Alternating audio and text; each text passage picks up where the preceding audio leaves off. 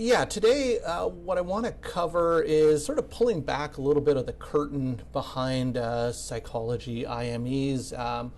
Sort of what are kind of the main questions that psychologists can answer with IMEs, and sort of what the IMEs look like, sort of what are the various components of IMEs, and some red flags for people to consider when they're reading or reviewing an IME assessment. So hopefully it sort of covers a lot of what you were hoping to hear today. So the first thing we'll do is just talk a little bit about the purposes of IME assessments in terms of a psychological IME assessment.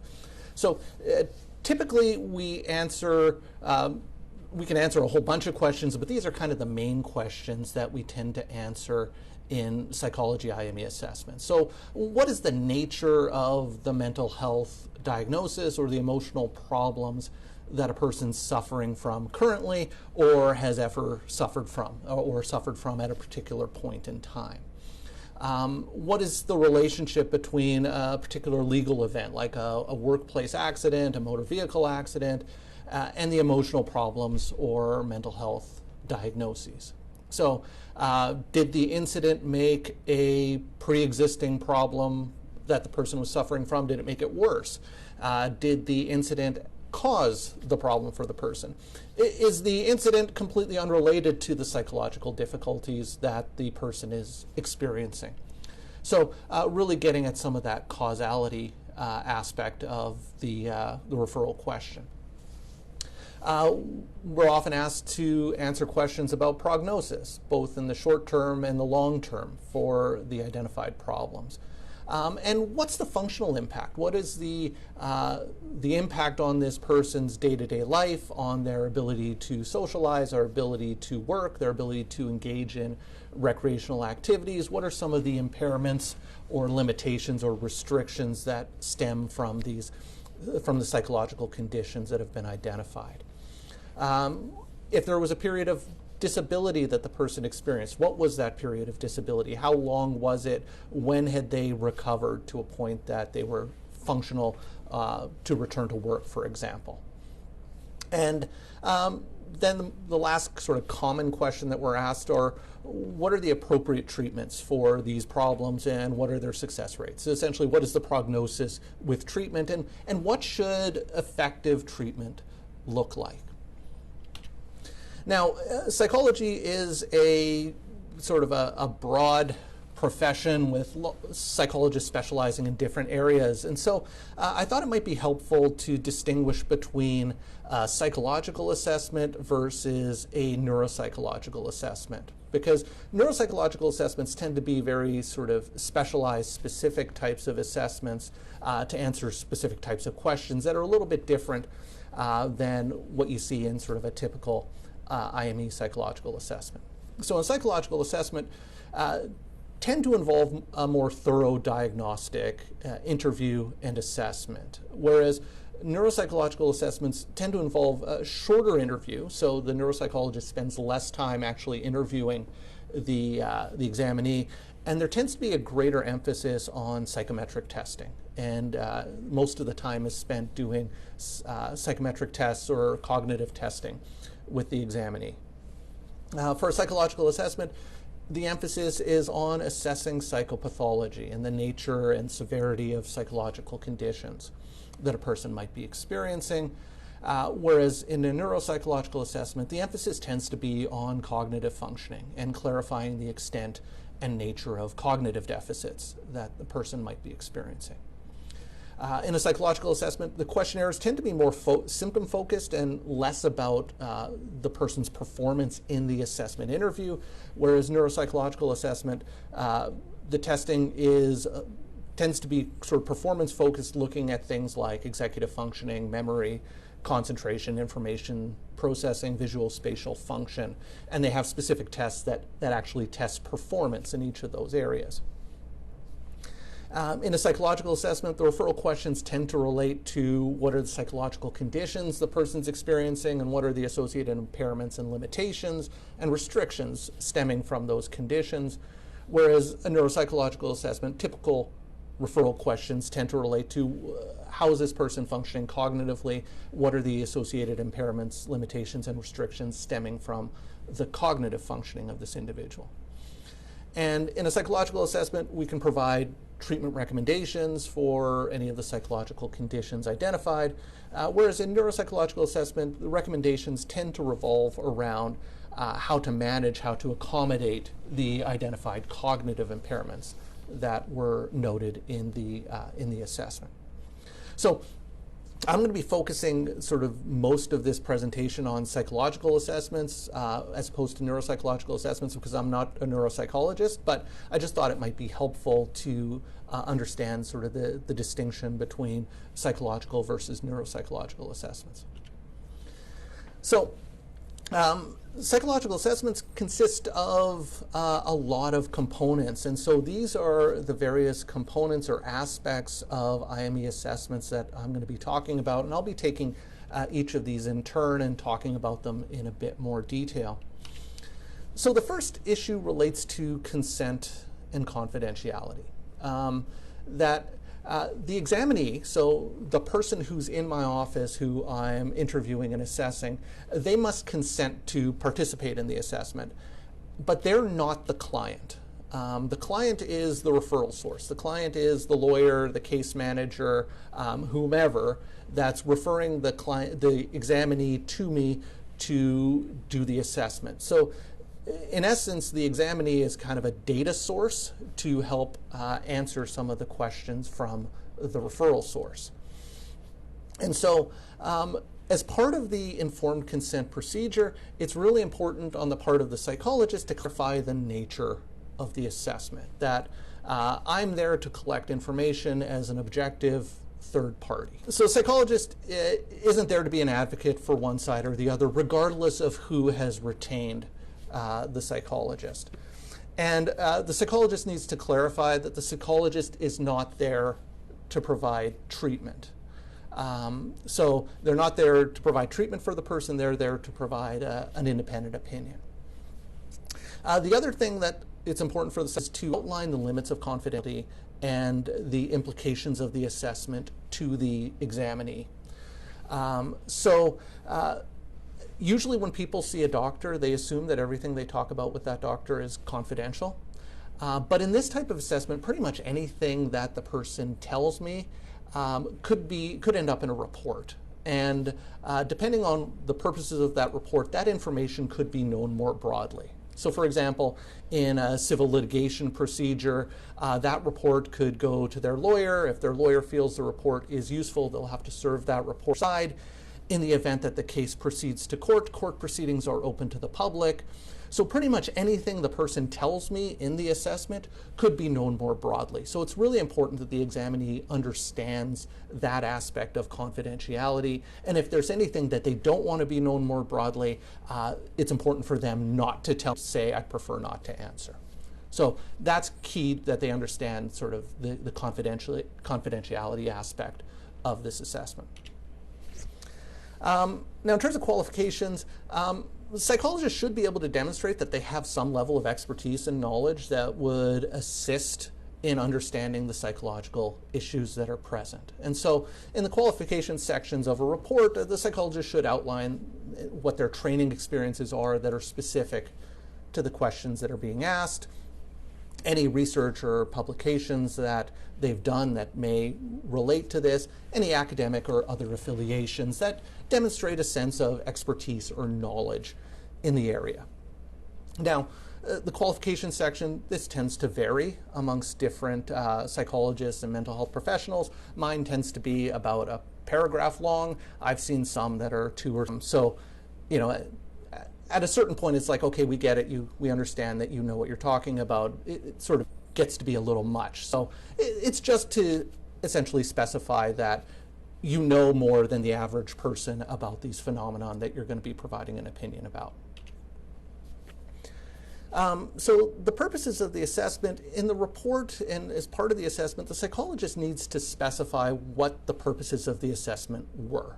So what are the specific referral questions that the psychologist is addressing?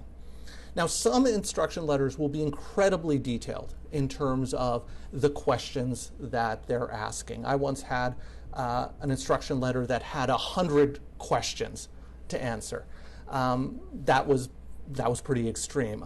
Other referral letters will be quite vague and just say for an IME report. And in that case, I tend to default to just answering those questions, those main questions that I identified at the start of the presentation.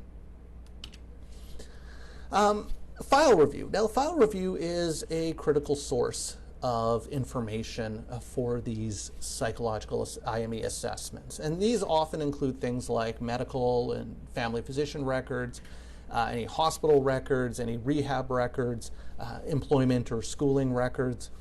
Now, reviewing this information can be an extremely time-consuming part of the assessment, and it's not uncommon for me to end up with thousands of pages of records.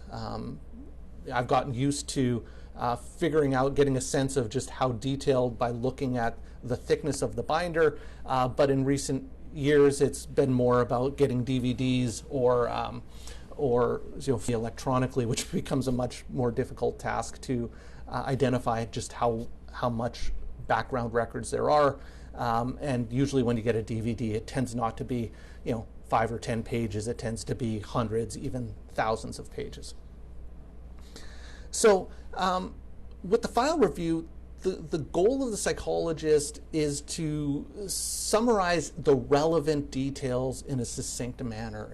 I shouldn't have to be, or I shouldn't be summarizing details related to the 5 orthopedic surgeries that this individual had, unless there's something specific or relevant about them to the psychological injuries or the psychological difficulties that the person is reporting. Then comes the assessment interview.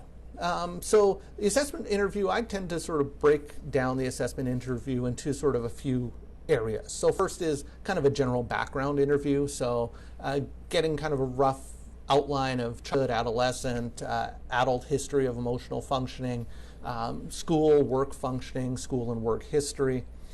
I screen for any history of significant psychosocial or traumatic stressors.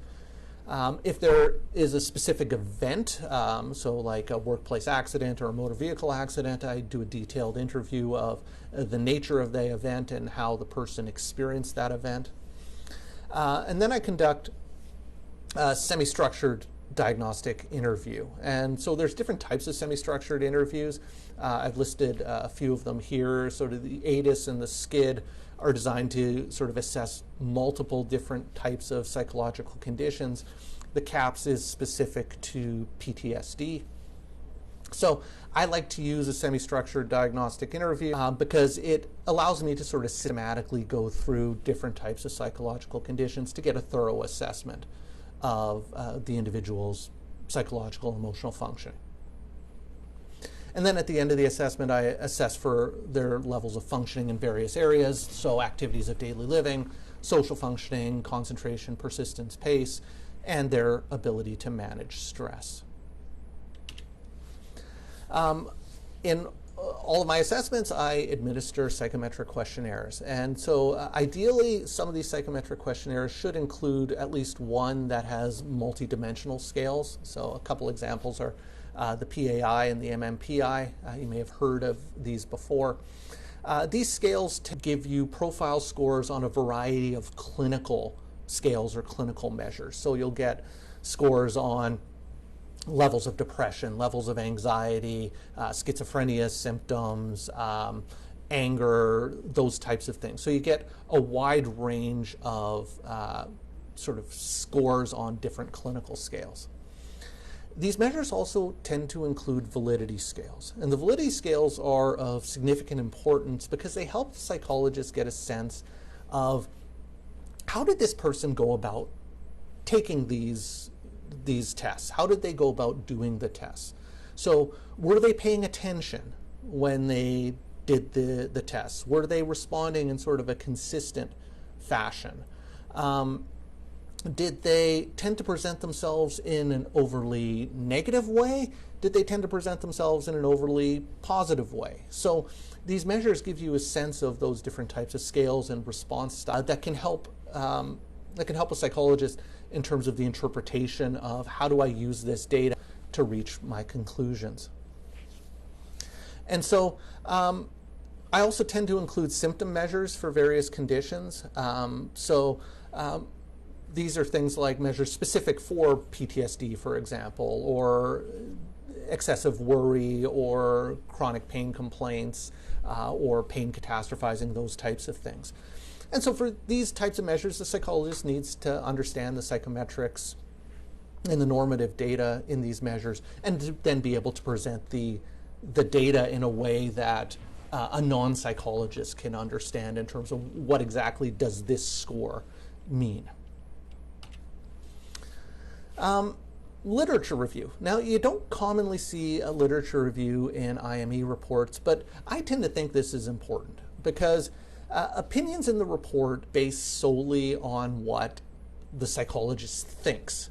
But they should be based in some research literature which helps guide the psychologist's opinion.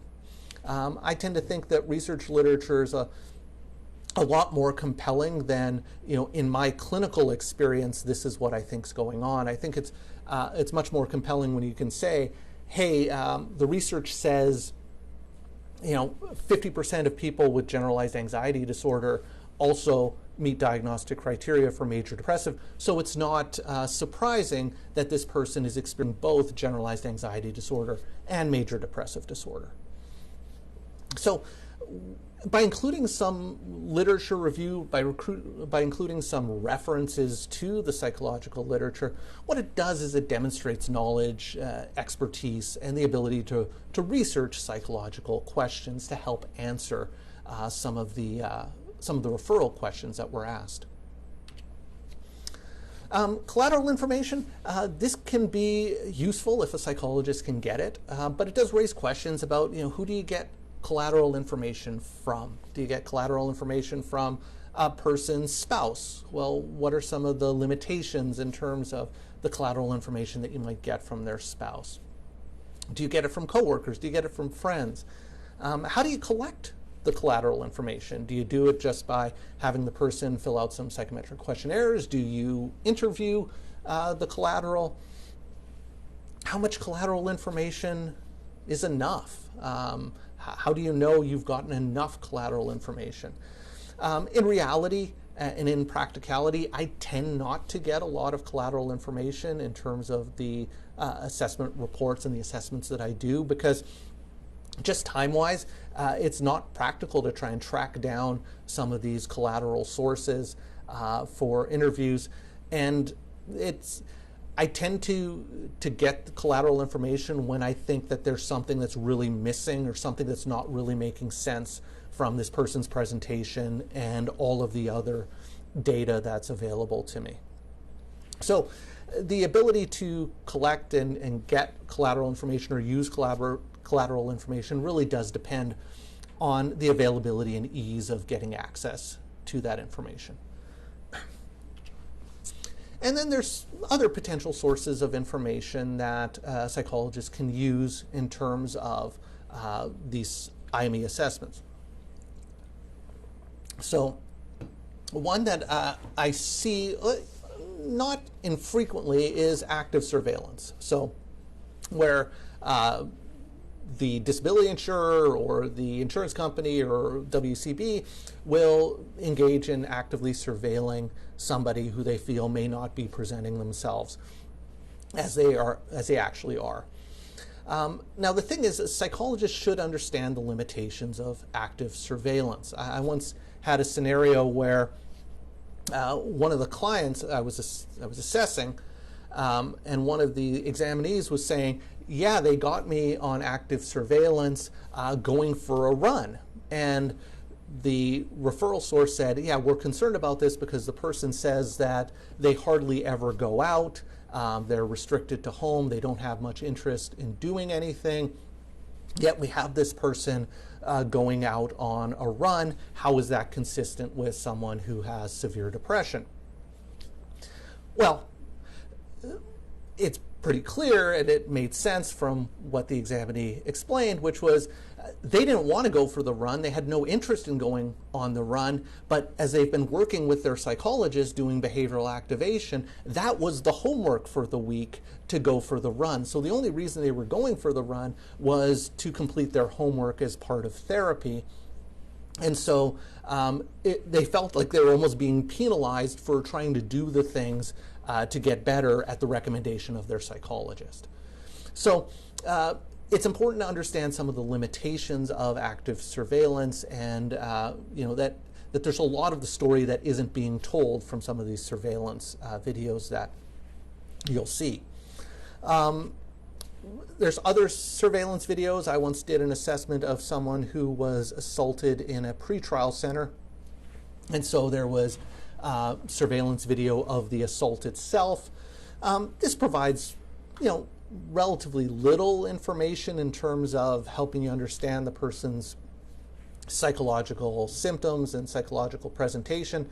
But what it does do is it gives you a sense of how they interpreted and how they remember and how they experience the event in terms of how they describe it to you versus what you can see on video. And then there's social media profiles. And I just recently did an assessment where part of the disclosure was a whole bunch of this person's social media demonstrating that, hey, look how active they are on social media. It seems like they're really happy and smiley in all of their social media posts. So how is that consistent with someone who's reporting depression? Again, understanding some of the limitations of this. Just because someone's posting something on social media doesn't mean that that's an accurate representation of how they're actually feeling. What we know about social media is that people tend to post the highlights of their life and the presentation and the image of what they want people to think they're doing in their day-to-day life and how think they're functioning in their day-to-day life, which may not actually be consistent with what's actually going on for them. So it's important to understand some of the limitations of these other sources of information.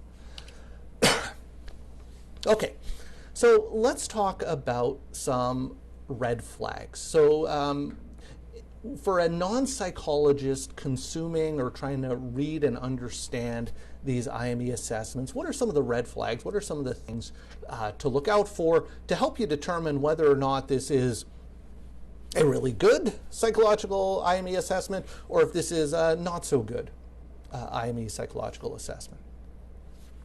So the first big red flag is the psychologist as a hired gun or clearly acting as an advocate for the referral source.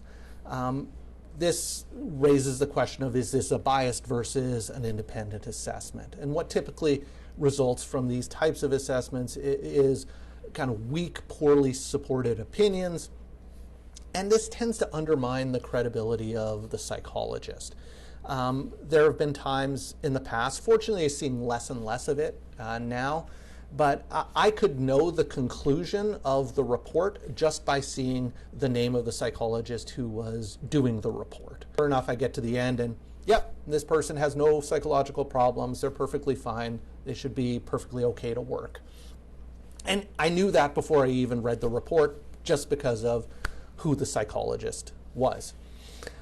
So being careful in terms of recognizing when a report seems to be extremely biased in favor of, usually, again, the referral source. Another problem that sometimes come across is a treating psychologist conducting the IME. And so, sometimes people will say, hey, what's so wrong about this? Because the treating psychologist is someone who really knows this person quite well, so aren't they in a really good position to help us understand what's going on for this person? Well, the problem is this tends to blur the boundaries between the treating clinician and being an independent expert, right? The whole point of an IME assessment is that it's independent, so that the psychologist isn't there to be an advocate for one side or the other. Whereas a treating psychologist, they are supposed to be an advocate. They are there. The purpose of them engaging in this client is to help the client, is to do what's in the best interest of this client. So you can't be a treating psychologist and an independent psychologist at the same time. This runs the risks of conscious or unconscious biases in decision-making and opinions, and that is something that has been identified by the College of Psychologists as a big no-no. And there's actually been, they've amended the Code of Conduct to especially highlight this notion of treating psychologists conducting independent medical assessments and saying that's a big no-no. And so I've identified the two sections in the Code of Conduct that specifically outline that as a problem.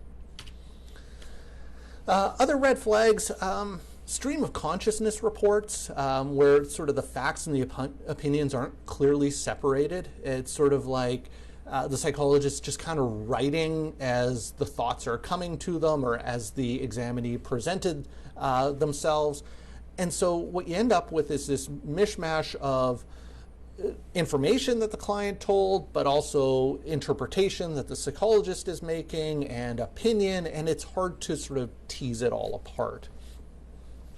You tend to see this a lot with unstructured clinical interviews, where the psychologist doesn't really have sort of a format or review. They just sort of go with it wherever they think, what they want to ask next, or wherever the examinee is taking them. And what we know about unstructured mental health interviews is that they tend to be associated with low interrater agreement on diagnoses, so they tend not to be as accurate as some of those more structured or semi-structured interviews that I mentioned earlier.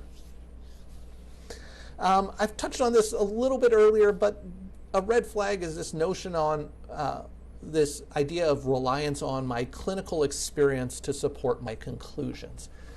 So in my clinical experience, seeing thousands of these types of patients, I think this. The problem with clinical experience is it's not necessarily the psychologist's clinical experience, it's the psychologist's clinical experience that they can recall. And so clinical experience isn't an adequate substitute for scientific research or evidence. So always be, that should be a red flag anytime you see in a report, well, experience, patients tend to get better within this amount of time. Well, that's great if that's been the experience that you recall. That may not be all of the patients you've ever dealt with, but what's the scientific research say about that? What is the prognosis or the time of recovery that you'd expect from the research literature? I think that's much more compelling than just clinical experience. A couple other red flags. Reports in which there is no discussion about the possible limitations of the assessment.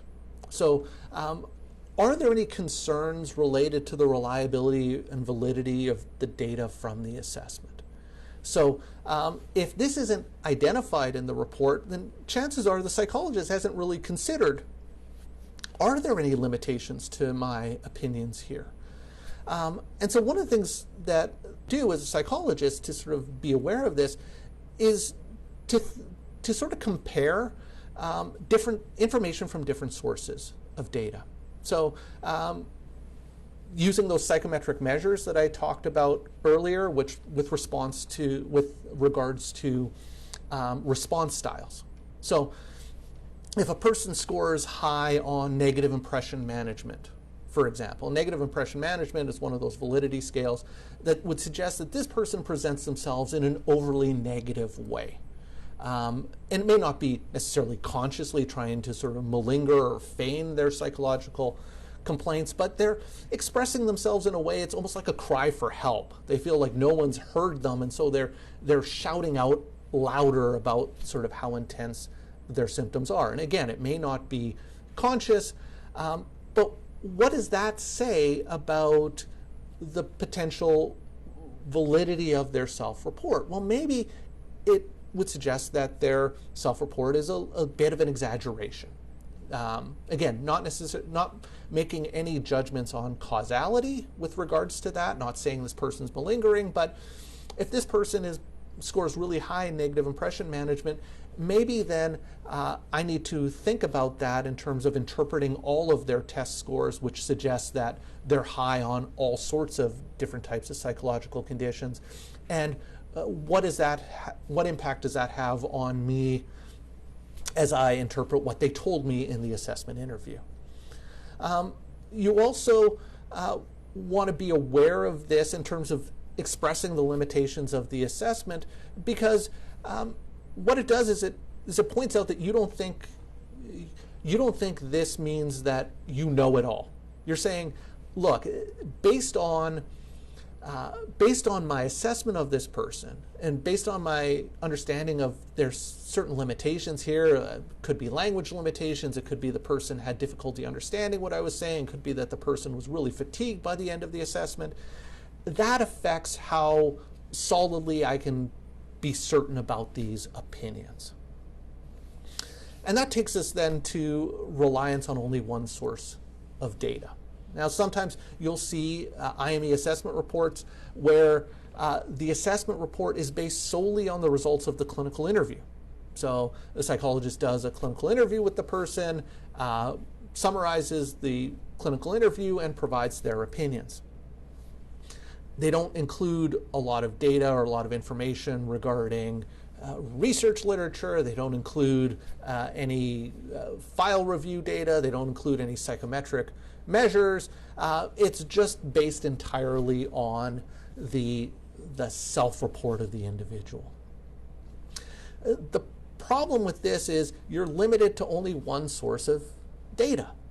But if we go back to that whole limitations of the assessment thing, if you have multiple sources of data, it can give you a much better sense of how certain you can be about your conclusions. So for example, if I'm assessing someone and on their self-report in the assessment, they're reporting lots of symptoms of PTSD, and they're scoring really high on measures of PTSD on multiple psychometric measures. If they are presenting in the assessment interview where they are extremely tearful or upset when talking about the details of the trauma, when there's sort of the background medical records identify repeated references to re-experiencing symptoms and avoidance of certain places that remind this person of the traumatic event, I can be a lot more certain about the diagnosis of PTSD in a scenario like that than if I just interviewed the person. So if you ever see a report where it's just based on an interview, that should be a red flag that lots of other data that the psychologist didn't go about getting. A couple more red flags. Use of jargon, confusing language, or not explaining the conditions. You know, we psychologists, we can all be guilty of this at times, forgetting that we're writing these reports for non-psychologists, and so we'll use jargon and psychological lingo that doesn't really translate to sort of non-psychologists, and it can make it very difficult to really understand what exactly is being said here in this report. Diagnoses, scientific language, it should be simplified, it should be broken down into a way that a non-psychologist should be able to understand. And the final one, this is kind of a personal pet peeve of mine, is long delays in getting the report to the referral source. So the person does an assessment with an examinee, and then they don't get the report to the referral source for a month or 2 months after. So that not only serves as a nuisance to the referral source, but it also raises some concerns about possible limitations to the data, especially if the assessment notes that the psychologist has taken during the assessment interview aren't extensive or thorough enough.